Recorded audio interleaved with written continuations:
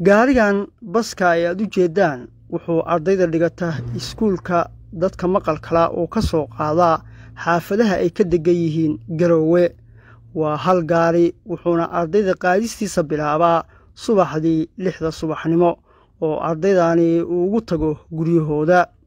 waxaa ii suura gashay inaan raaco gaarigan oo ubadka soo koraya ee waxbarashada hamiga fog leh ka qaadaya guryahooda geenayana iskuulkaasi. iskuulka oo ay dhigtaan ku dhowaad 50 arday oo aan waxba maqal ayaa xilligan waxay baahi weyn u qabaan gaadiid ardayda soo qaada maadaama hal gaari uusan ku filnayn. ku dhowaad 2 saac oo ardayda guryahooda laga daadgureynayay ayaa markii dambe waxaan tagnay xarunta iskuulka si aan ugu kurgalno xaaladda iskuulka iyo baahiyada u baahan yihiin ardaydan maqal kala haddana jecel inay wax bartaan. Muxyidiin Sheekh Maxamed waa wadaha gaariga baska ah ee aan la socday ardaydana ka qaada xaafadahooda. wuxuuna telefishinka STN uga warramayaa shaqada uu hayo iyo sida uu maareeyo. Bismillahir Rahmaanir Rahiim. anaga waxaan ahay magaceeyo Muxyidiin Sheekh Maxamed. ardayda dhagoliyaasha baan u shaqeeyaa oo magaalada dhan oo guud garow dhagoliyaasha ku jiraan ayaan soo gurayaa. waxaan soo kacayaa 12 saac.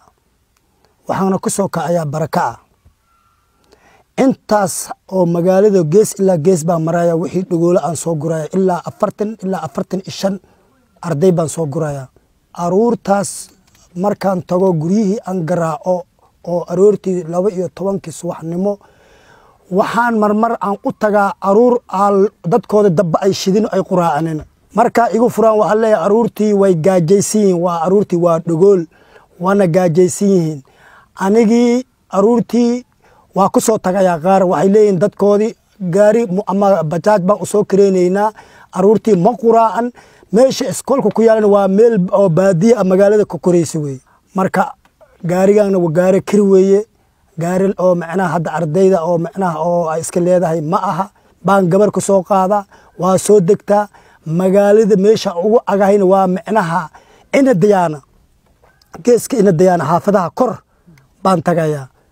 intaas aruur ilaa waxa iga gaaraysa 2 saac aruurta isku keenkooda waa 2 saac. ardayda dhagoliyaasha oo waxba kala ogeen baan ku dhex jiraa ay isdagaalayaan dhibkoodii rafaadkoodii mas'uuliyadoodina ilaahay ka sikow anaa la isaaray. agaasimaha guud hay'adda dhagolayaasha Puntland Sakariya Saciid Yuusuf ayaa sheegay in waqtigan iskuulkan oo dadkan maqal kala ee ardayda ay wax ku bartaan uusan haysan gaadiid kan hadda shaqeeyana uu yahay mid kira ah baahidii la rabayna uusan daboolin.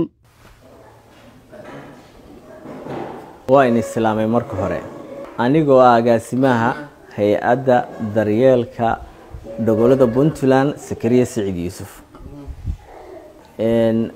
iskoolka xaaladiisa haddaan ka warramo iskoolku waxa uu ku yaalaa meel geesta magaalada aad uga fog xaafadaha ciyaalkuna aad bay u kala fog yihiin.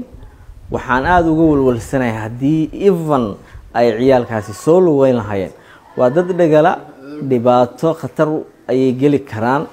waxaa heli kara tuugo waxaa heli kara dhib kala ku dhici kara. marka arrimahaas oo kale oo dhan dhib ayay igu hayaan.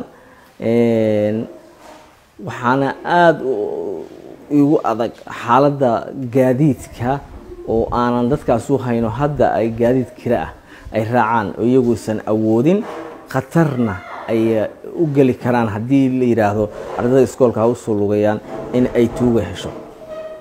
aad ayay iskoolaadku kala fog yahay iyo guryahooda dadkuna waa dad si fiican wax u bartay oo wax baranaya waad arki kartaan xaaladooda laakiin annagu gaadiidka iyo xaaladiisu aad bay noogu dhib badan tahay. khatar badan way la kulmi karaan haddii la yiraahdo soo lugayaan. Cabdixamiid Saabare, telefishinka STN, Garowe.